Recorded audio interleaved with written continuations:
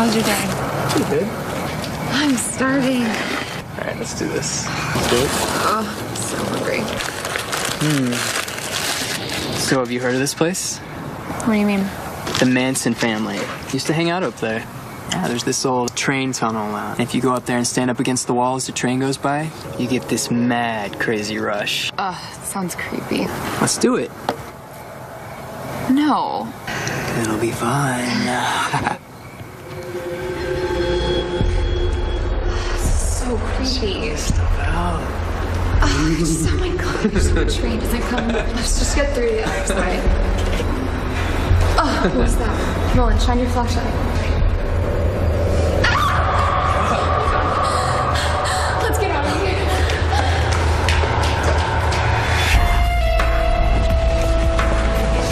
Every murder has a victim.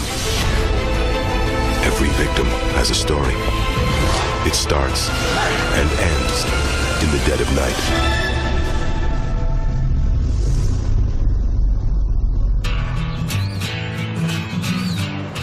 Summer 1990. Chatsworth Park, on the northwest edge of Los Angeles in the San Fernando Valley. A scenic break from the overcrowded, sprawling LA suburbs. You have this great view of the whole city. And so there's a sense of connection maybe with the world or something that makes you feel like you're part of something bigger.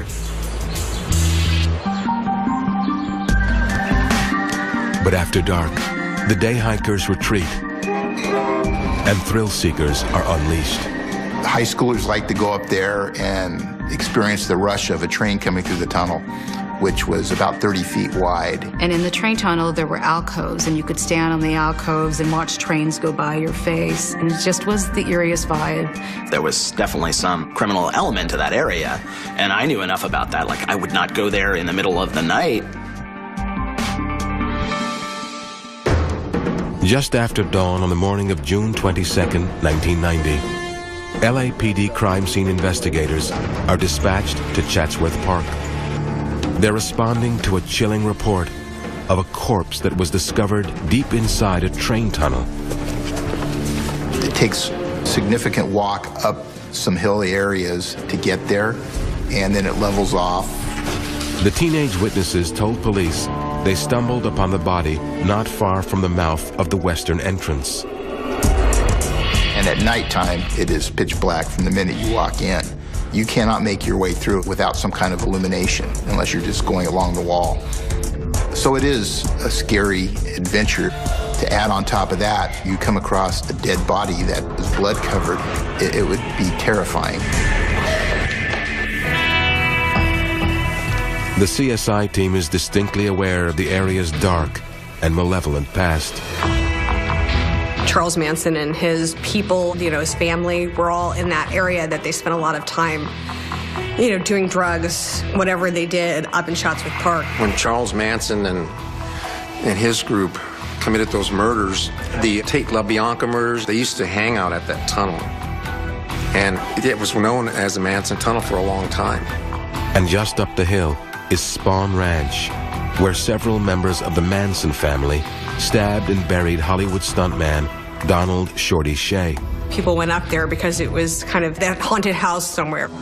Though decades have passed since the Manson family roamed these hills, an eerie presence remains.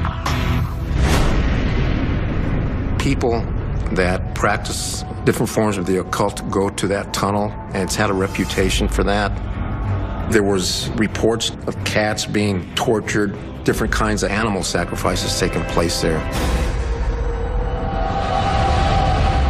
Seconds after entering the tunnel, the investigators are shrouded in darkness. They can't see what's right in front of them. Where's the body? The body was found against the rock wall to the south side of the track. It's like a train, Vic. I remember the whole story about how they found him, and it looked like he was hit by a train. There was certainly enough blood there that would lead you to believe that that could have been a possibility. Guys, his deep slash wounds in his neck. But after you looked at the throat, there was no doubting that his throat was slashed from ear to ear. Police find the young male victim had multiple stab wounds penetrating his chest, back, and abdomen, as well as 2 deep lethal slashes across the throat. He did not have a wallet on him or any other identification. Pentagram necklace. Police find a pendant around the victim's neck. Maybe a Colt. It's eerily similar to the etchings on the tunnel walls. Sign. There was writings regarding Satan, drawings carved into the tunnel of Satan, inverted pentagrams, all of these things which would lead people to believe that this is what this tunnel is being used for. Could police have a cult killing on their hands? The body, identified as John Doe number 135, is sent off to the morgue for autopsy. At the same time, just 9 miles down the valley, in the suburban neighborhood of Woodland Hills, Gail and Kay Baker have just phoned the LAPD. They're concerned that their 21-year-old son, Ron, has been abducted. It started off as the Bakers getting some kidnapping for ransom calls. The first call came in the night before, around 11:30 p.m. Hello. A voice said, "We have your son. We want $100,000 by tomorrow at 5 p.m. or your son will be killed." Come on, it's a prank. Call Ron right now.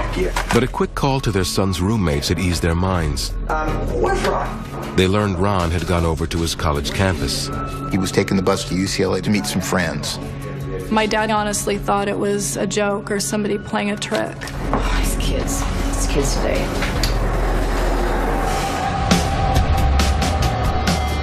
Ron Baker has just finished his 3rd year at UCLA, a prestigious university not far from home. UCLA was studying astrophysics.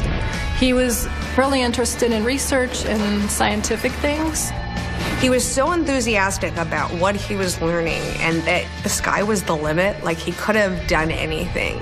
And I really felt that, like he was gonna change the world. It would just blow you away because he'd be quiet and then all of a sudden he'd just come with this little quip out of nowhere and we're like, what did you just say, Ron? His parents were such sweet, giving people, and I think he learned a lot from that.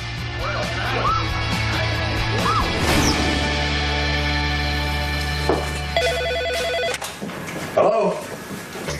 Who is this?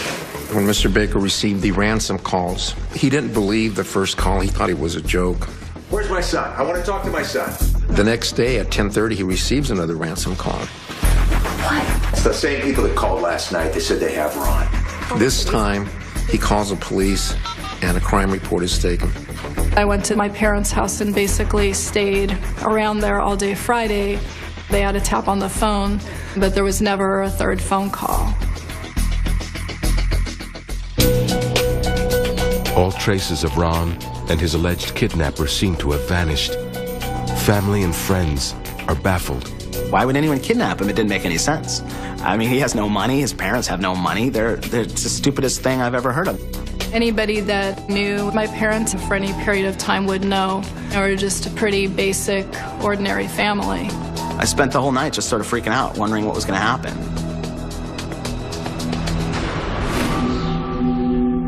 Across the city, the medical examiner is looking for any clues that might identify the Chatsworth Tunnel victim. We found that the blood alcohol level was at 0.21.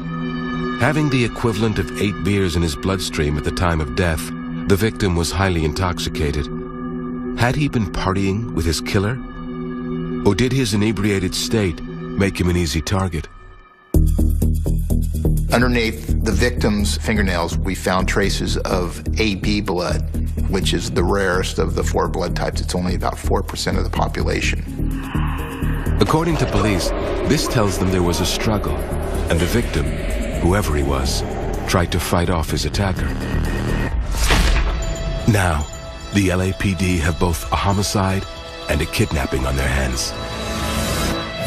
Coming up, a missing puzzle piece jumpstarts an investigation, leading police to their first clue. Everybody referred to it as the Mystic Circle.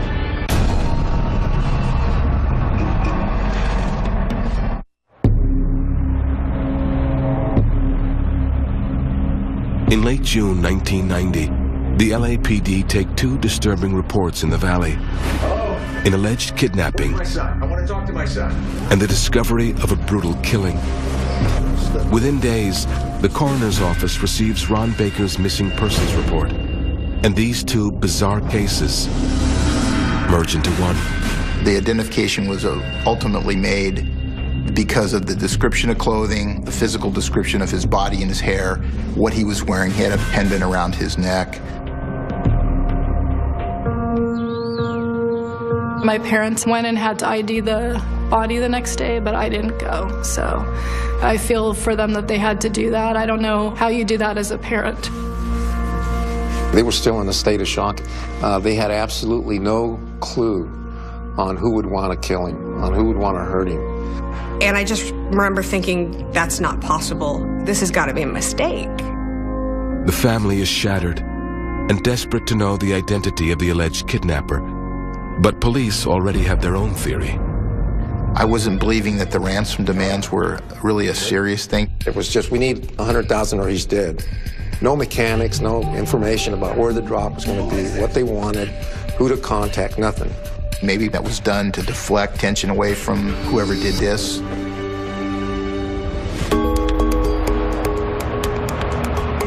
The following day, which was a Monday, we met Ron's roommate. His name was Duncan Martinez, and he was interviewed at the apartment. Visibly disturbed by his best friend's brutal murder, Duncan welcomes the detectives inside. Take a seat, make yourself comfortable. Duncan and Ron had lived together for the past 3 years. To help cover the rent, they recently brought in a third roommate named Nathan. Together, they were part of a motley crew of 20-somethings hanging out in the valley. We were all over from different backgrounds. We were definitely not his college friends, not his UCLA friends. And we hung out, we watched movies, we did things that people do at 20. Now, a heinous crime has rocked a circle of friends. We've lived together for 3 years, I'm sure. Duncan sits down with the detectives and answers all their questions about the night Ron was killed. 3 of us had dinner, 3 of us living here, me, Nathan, and Ron. Ron had worked at UCLA. He had gotten home around 6 p.m. and made dinner for Nathan and Duncan and Nathan's girlfriend. What did you do to this one? Duncan stated that he and Nathan were going to a grade school to drink beer. Ron said he was going to meet some friends from UCLA. At UCLA, could you drop me off at the bus stop? Yeah, for sure. Totally. They dropped Ron off just around the corner of Victory and Van Nuys. He was heading to UCLA. Duncan tells the detectives that he and Nathan went to the school as planned. Because Nathan wanted to talk to him about Diane. I mean, I'm cool with her being my girlfriend, but... That things were getting a little serious and he wanted Duncan's input. You can call shots. He always calls shots. And came back around 10:30 at night to their apartment. Diane was watching television. What are you guys doing home so early? Just getting there early. Shortly thereafter, Mr. Baker called regarding that first call he received. Hello? Yeah, Mr. Baker. What's wrong? After that, Duncan and Nathan never saw their roommate again. When asked about Chatsworth, Duncan says Ron was no stranger to that park. Ever since Ron was a kid, he was drawn to the rocky hillside. We would go to the top of this hill and we just like look at the valley and we just sit there, you know, and just sort of take it all in. We went up to those tunnels and we thought about beating the train, you know, and that kind of thing. As Ron grew older, Chatsworth took on a more sacred meaning. I did hear that he would meditate. I think he was just in general kind of a spiritual person. But not everyone in Ron's circle of friends sees the park as a peaceful place, especially after the sun goes down. It was very creepy and eerie, and it just like, this is not a good place. It kind of made the hair raise up the back. And Ron always wanted to go back. None of us would ever go back there. Investigators ask Duncan if he knows who Ron was planning to meet that night on campus. According to Duncan, for the past 6 months, Ron had been attending gatherings hosted by a UCLA group that was involved in studying the occult. I never went to like the meetings with them. I think Ron was kind of new at it too. The group was known as the Society of Bruins for Metaphysical Inquiry, but everybody referred to it as the Mystic Circle. And the roommate says Ron was on his way to meet them that night to celebrate the summer solstice. They're into like witchcraft. Growing up in Woodland Hills, Ron Baker was raised by an all-American family. They went to church together. Both Patty and Ron did youth group. They went camping together. They were very much a solid unit. As a member of the Methodist Church, Ron had always shown a great interest in his spiritual side. He was very strong in his faith and also was very open to looking at different religions and different studies of life. Ron's hunger for the spiritual world was fed when he was invited to a mystic circle gathering on campus. I think he became open-minded, very open-minded. And I think he found this Wiccan religion and this culture around it that he enjoyed, and it made him happy. And the people that he talked to kind of shared it. But who are these people? And could one of them have ties to black magic? Police looked for hints in Ron's apartment. We were advised that he had an altar in his apartment in his bedroom, and on that altar was a pentagram. Is this a clue or merely a coincidence? That's witchcraft. Coming up, a media blitz in the valley. Did Ron Baker cross over to the dark side? Everybody was like, Joey, did you hear about this Satanism thing? And Ron?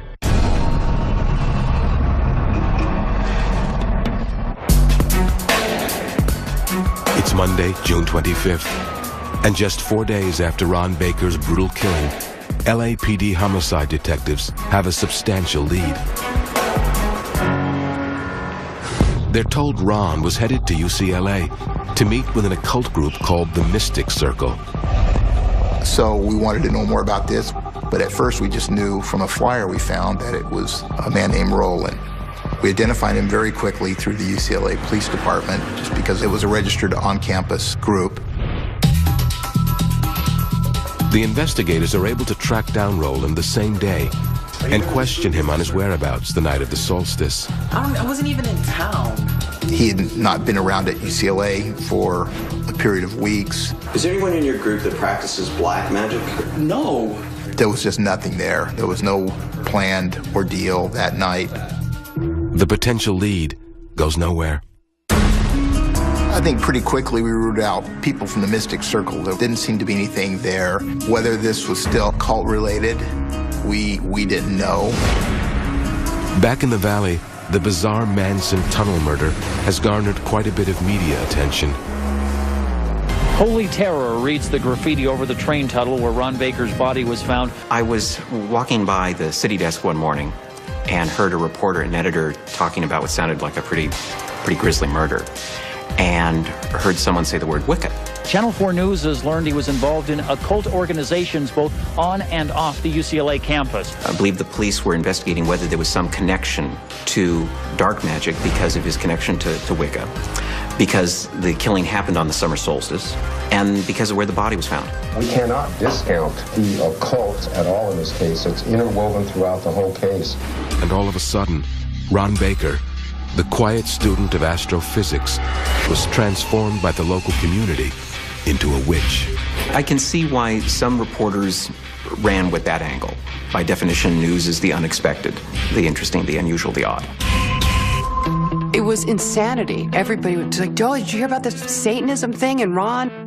But we didn't like the storyline. It was kind of saying, oh, maybe he crossed over to some, group that was like devil worshiping or doing sacrifices. It was about candle burning and cross making. Nothing about who he was, nothing about what he wanted to be, what his hopes and dreams were, and what a horrible thing had happened to him.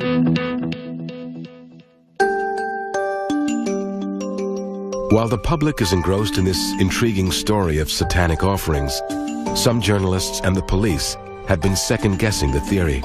We pointed out the various inconsistencies in the narrative at that point. The strange request for ransom, the alleged connection to Satanism when the kid was actually into Wicca. It was more of a philosophy of nature and living in harmony with nature and the earth. We believe in love, unity. It wasn't anything that involved bloodletting or sacrificing of anything. The actual practice of a Wiccan did not jive with what happened to Ron Baker. And so we were back to kind of square one. Where did he go from that point that Nathan and Duncan dropped him off at the bus stop? Knowing Chatsworth Park is often frequented by vagrants and rumored Satanists after hours, police worry that Ron went there that night alone to celebrate the solstice and stumbled into a very bad situation. A call came in from a police officer, and he identified a man that had assaulted a park ranger at Chatsworth Park a few months before. He carried a knife. And it turns out this man has been missing from the area at least since the night of Ron's murder. It's a promising lead which detectives run with. Eventually, we tracked him to Ohio, spoke to his father, spoke to him, spoke to some people that could corroborate that he was in Steubenville, Ohio from April until probably the 1st of July. Another dead end since Ron Baker was killed in June. Oh, look at that. 9 days after his death, friends and family gather for Ron Baker's funeral at the Methodist church where he was a lifetime parishioner. Ron was the first person outside of my family that I loved. You know, he was really close to me. Losing him, I lost everything. I lost the guy that I played board games with and made paper airplanes with and talked about philosophy with. I lost all of those things when I lost him. Duncan Martinez, Ron's roommate, gives an emotional eulogy. He was the most friendliest, sweetest guy there. The one friend that I thought I'd know until I was old, until I always thought Ron would be there. While Duncan mourns the loss of his friend and roommate, Nathan has moved out of the valley and does not attend the services. So my parents felt really bad. They said, let's invite Duncan to move in with us. He can't stay in that apartment. But within just days, Lydia notices something strange about Duncan's behavior. People mourn in their own way, whether they're angry or sad. So he seemed panicked. Ever since Ron's death, the usually charismatic, self-confident Duncan has been on edge, acting paranoid. Slowly, he started to come home with these stories. He would say, someone was following me today. You need to hang tight, you need to bro. And I raced them around the city and I lost them. You're just freaking out because of what happened to Ron. I would tease him because he was talking crazy. Be careful, okay? Just be careful. For several months, Duncan has been telling his friends extraordinary tales about his special operations as a Marine reservist. I was on a mission. For who?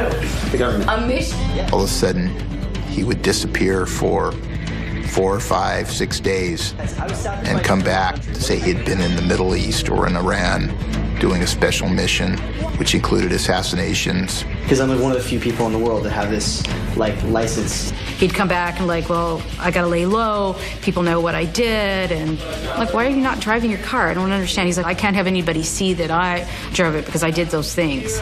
Those things in Iraq that I came back and people know and I could be a target.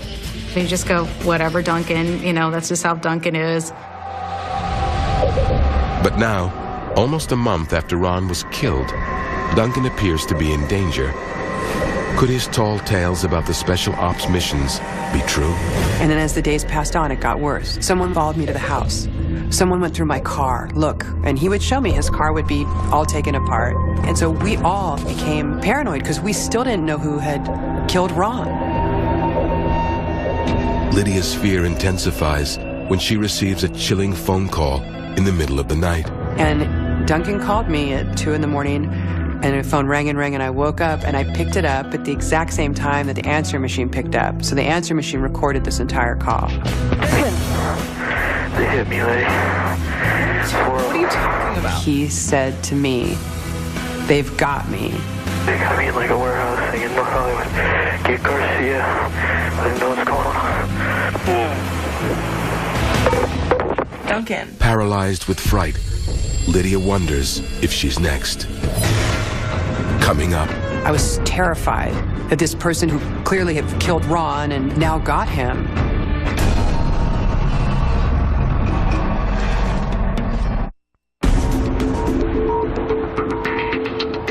July 1990 in the San Fernando Valley. Friends and family of 21-year-old homicide victim Ron Baker are trying to make sense of an unspeakable tragedy. A brutal murder of a gentle soul in the darkest of places. My first impression when we stepped into the tunnel was what a lonely place to die. I guess no place is good to get murdered, but it was just cold to me. And now, Ron's roommate, Duncan Martinez, appears to have been violently abducted. I was terrified that this person who'd been chasing him and who clearly had killed Ron now got him. When the LAPD homicide detectives find out about the alleged kidnapping, they are eager to question Lydia and get their hands on the tape. Perhaps they were too quick to rule Ron's kidnapping a hoax. Immediately, a request to the phone company was placed to find out where that call to Lydia Archibald had been placed. I'm really, really scared. And we're gonna get to the bottom of this. But when detectives get a chance to listen to the recording, their gut tells them something isn't quite right.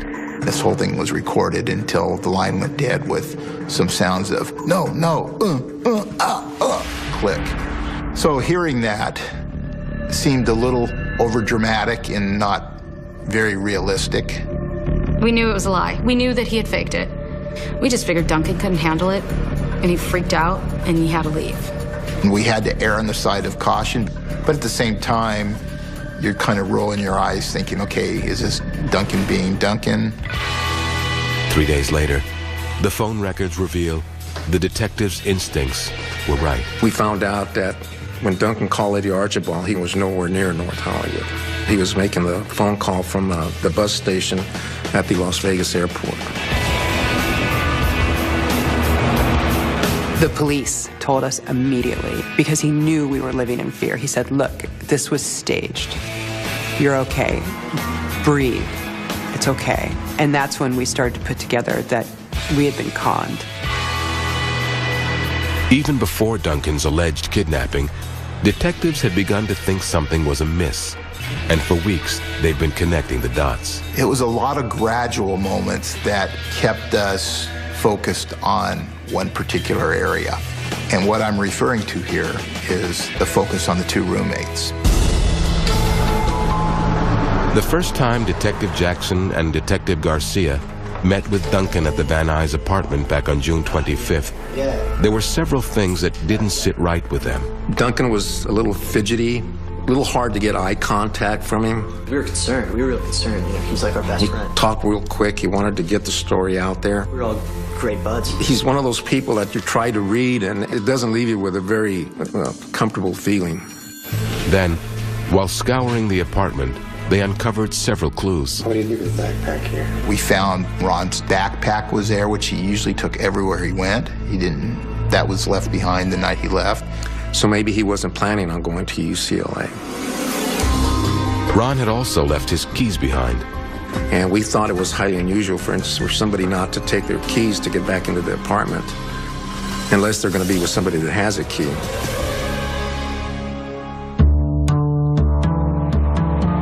But every time both Nathan and Duncan were questioned, they stuck to the same story.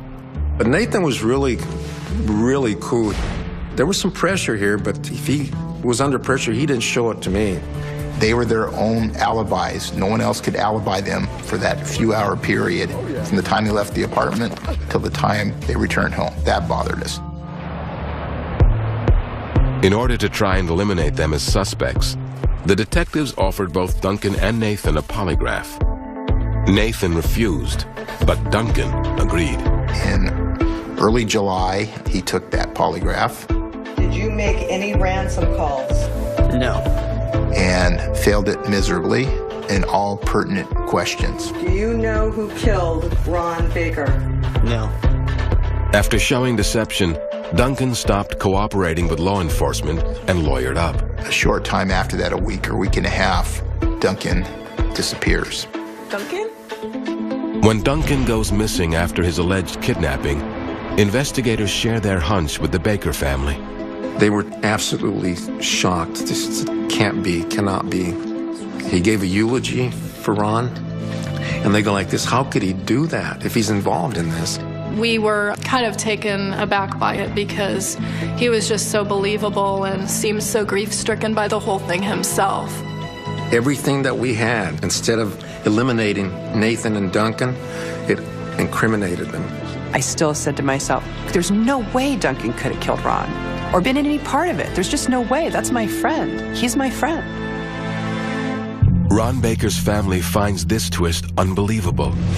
After Ron's funeral, Duncan had even asked Ron's parents to store his things in their garage. When my brother was killed, they all moved out of the apartment. I mean, to us, it made sense. Hoping to find answers, Ron's father sifts through Duncan's things.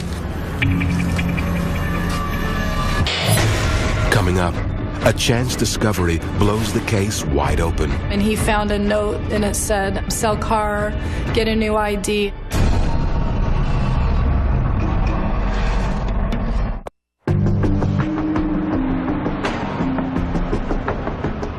One month after 21-year-old Ron Baker was found with his throat slashed in a notorious train tunnel, his roommate Duncan has gone missing. And police are now saying that Duncan and their other roommate Nathan are key persons of interest. Finding this hard to accept, Ron's father decides to do his own investigating.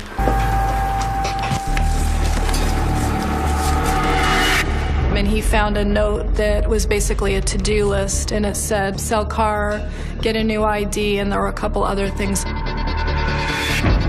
Apparently, Duncan's plan to start a new life had been months in the making. At that point, we were starting to get a little suspicious that maybe there was something more going on. We need to find Duncan to put all the pieces together. And eventually, they do. After disappearing for 18 months, authorities finally catch up with Duncan Martinez. We get the call from the FBI. Duncan's in custody in Salt Lake City, and he's being charged with making a fraudulent passport application in Boston, Massachusetts. Tired of being on the run, Duncan tells authorities he is ready to talk. A meeting is arranged in Salt Lake City. The rules of the game in this particular interview will be that Duncan can tell us what he wants to tell us, we can ask him what we want to ask him, and none of this can be used against him. On February 10th, the two LAPD homicide detectives sit down with Duncan Martinez I didn't kill Ron. and listen to his version of what went down. He and Nathan were watching some type of a TV show, a cop show, and there was a kidnapping plot in this show. I mean, we could kidnap somebody better than that. And jokingly, they started saying, well, if we did a kidnapping, we could do it better than that, I'm sure. Okay, then let's do it. Prove it. Over time, Duncan and Nathan's hypothetical kidnapping began to materialize. How much you want to ransom him for? I think we'll get $100,000 out of it. And the next thing you know, it's coming up to the summer solstice, and they decide to use Ron as the victim. What's up, guys? Hey, man. How are you? We're gonna go meet some girls at Chatsworth Tunnel. We need you to come with us so you can meet women. Yeah, do not tell my girl. Okay? All right. You got it. Ron unwittingly goes along with the plan. Could you drop me off at the bus stop? Sure. Totally. The three head to Chatsworth Park, and after slamming several beers, go up to the tunnel in the dead of night. Duncan said Ron was the most drunk. And they're then walking back through the tunnel. Supposedly, Nathan tripped. Ron made some comment to Nathan, called him some kind of name or was poking fun at him, and that Nathan just turned around and was just really upset with him and just basically started going at him.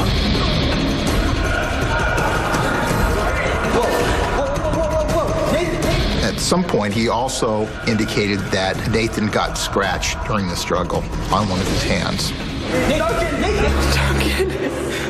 According to Duncan, he was surprised by the attack. Duncan says that he never truly believed that he and Nathan would go through with the kidnapping plot. Duncan says, I was so scared of Nathan at that point because I was so shocked at what he did that I worried something will happen to me, so I get up and make the ransom call. And then I make another one the next morning. Where's my son? Even if he hadn't been involved and it hadn't been thought out, If it was just a spur-of-the-moment attack, why didn't he jump in and help? If this story is true, the detectives need to find a way to prove it. Even though we could show there was some consistency with what he said and what the evidence was, it just wasn't enough. The first step is to find out Nathan's blood type, and they know just where to find him. Nathan Blaylock is sitting in a nearby county jail, awaiting sentencing for an armed robbery conviction. And we went out there and told him that we had a search warrant, we found some foreign blood under Ron's nails, and we need to see if we could exclude him having that type of blood. And that was the first time that he reacted with anger.